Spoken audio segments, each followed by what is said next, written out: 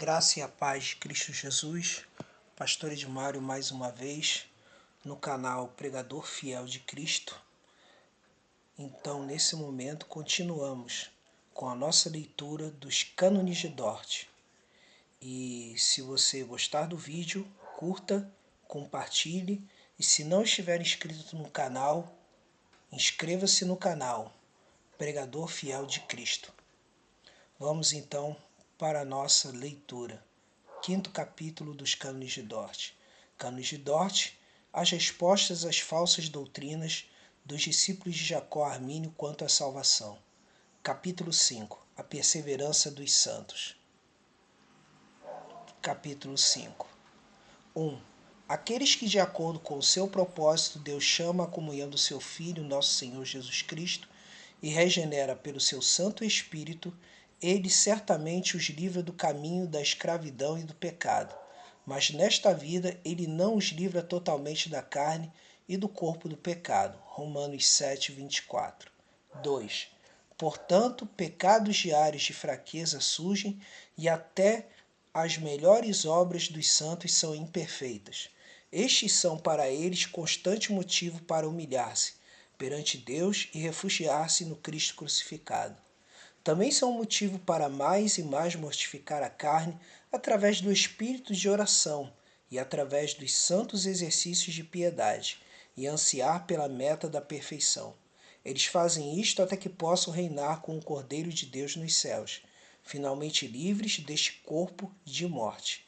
Por causa dos seus pecados remanescentes e também por causa das tentações do mundo e de Satanás, aqueles que têm sido convertidos não poderiam perseverar nesta graça se deixados ao cuidado de suas próprias forças. Mas Deus é fiel, misericordiosamente os confirma na graça, uma vez conferida sobre eles, e poderosamente preserva a eles na sua graça até o fim. 4. O poder de Deus pelo qual ele confirma e preserva os verdadeiros crentes na graça é tão grande que isto não pode ser vencido pela carne. Mas os convertidos nem sempre são guiados e movidos por Deus, e assim eles poderiam, em certos casos, por sua própria culpa, se desviar da direção da graça e ser seduzidos pelos desejos da carne e segui-los. Devem, portanto, vigiar constantemente e orar para que não caiam em tentação. Quando não vigiarem e orarem, eles podem ser levados pela carne, pelo mundo e por Satanás para sérios e terríveis pecados. Isto ocorre também muitas vezes pela justa permissão de Deus. A lamentável queda de Davi, Pedro e outros santos descrita na Sagrada Escritura demonstra isto. 5. Por tais pecados grosseiros, entretanto, eles causam a ira de Deus, se tornam culpados da morte, entristecem o Espírito Santo, suspendem o exercício da fé, ferem profundamente suas consciências e algumas vezes perdem temporariamente a sensação da graça. Mas quando retornam ao reto caminho por meio de arrependimento sincero, logo a face paternal de Deus brilha novamente sobre eles. 6. Pois Deus, que é rico em misericórdia, de acordo com o imutável propósito da eleição, não retira completamente o seu espírito dos seus, mesmo em sua deplorável queda. Nem tampouco permite que venham a cair tanto que recaiam da graça da adoção e do estado de justificado. Nem permite que cometam o pecado que leva à morte, isto é, o pecado contra o Espírito Santo, e assim sejam totalmente abandonados por ele, lançando-se na perdição eterna. 7. Pois, em primeiro lugar, em tal queda, Deus preserva neles sua imperecível semente da regeneração, a fim de que esta não pereça nem seja lançada fora. Além disto, através da sua palavra e seu Espírito, certamente ele os renova efetivamente para arrependimento. Como resultado, eles se afligem de coração com uma tristeza para com Deus pelos pecados que têm cometido. Procuram e obtêm pela fé, com o coração contrito, perdão pelo sangue do mediador, e experimentam novamente a graça de Deus, que é reconciliado com eles, adorando sua misericórdia e fidelidade. E de agora em diante eles se empenham mais diligentemente pela sua salvação com temor e tremor. 8. Assim não é por seus próprios méritos ou força, mas pela imerecida misericórdia de Deus, que eles não caiam totalmente da fé e da graça, e nem permaneçam caídos ou se percam definitivamente. Quanto a eles, isto facilmente poderia acontecer e aconteceria sem dúvida. Porém, quanto a Deus, isto não pode acontecer de modo nenhum, pois seu decreto não pode ser mudado, sua promessa não pode ser quebrada, seu chamado em acordo com seu propósito não pode ser revogado. Nem o mérito, a intercessão e a preservação de Cristo podem ser invalidados, e a selagem do Espírito tampouco pode ser frustrada ou destruída. 9. Os crentes podem estar certos, estão certos desta preservação dos eleitos para a salvação e da perseverança dos verdadeiros crentes na fé. Esta certeza é de acordo com a medida de sua fé, pela qual eles creem com certeza que são e permanecerão verdadeiros e vivos membros da Igreja, e que têm o perdão de pecados e a vida eterna.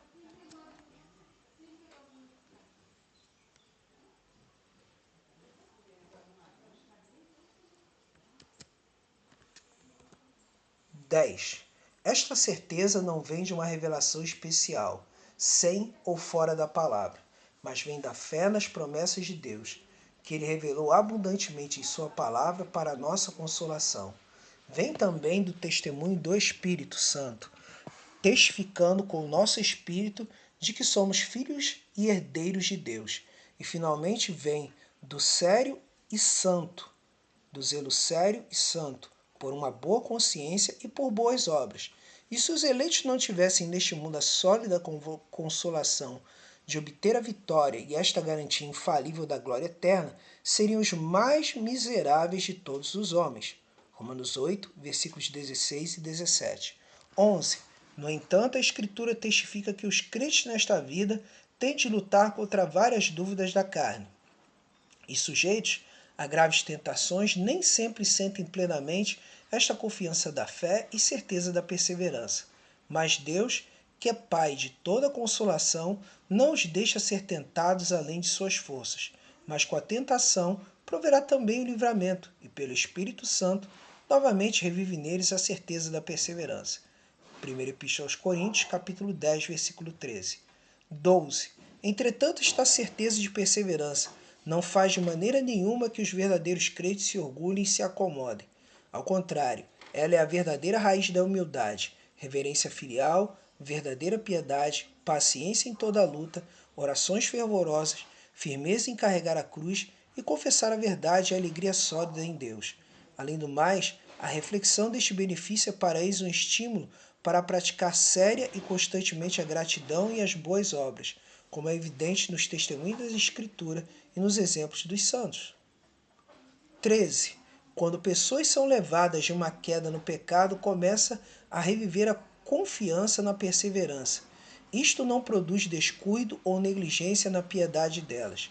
Em vez disto, produz maior cuidado e diligência para guardar os caminhos do Senhor, já preparados para que, andando neles, possam preservar a certeza da perseverança. Quando fazem isto, o Deus reconciliado não retira de novo a sua face delas por causa do abuso da sua bondade paternal. A contemplação dela é para os piedosos mais doce que a vida e a sua retirada mais amarga que a morte, e elas não cairão em tormentos mais graves da alma. Efésios 2, versículo 10. 14. Tal como agradou a Deus iniciar sua obra da graça em nós pela pregação do Evangelho, assim Ele a mantém contínua e aperfeiçoa pelo ouvir e ler do Evangelho, pelo meditar nele, pelas suas exortações, ameaças e promessas e pelo uso dos sacramentos. 15. Deus revelou abundantemente em sua palavra esta doutrina da perseverança dos verdadeiros crentes e santos, e da certeza dela para a glória do seu nome e para a consolação dos piedosos. Ele a imprime nos corações dos crentes, mas a carne não pode entendê-la. Satanás a odeia.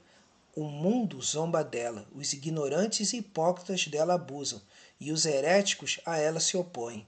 A noiva de Cristo, entretanto, sempre tem-na amado ternamente e defendido constantemente como um tesouro de inestimável valor. Deus, contra quem nenhum plano pode se valer e nenhuma força pode prevalecer, cuidará para que a Igreja possa continuar fazendo isso. Ao único Deus, Pai, Filho e Espírito Santo, seja a honra e a glória para sempre. Amém.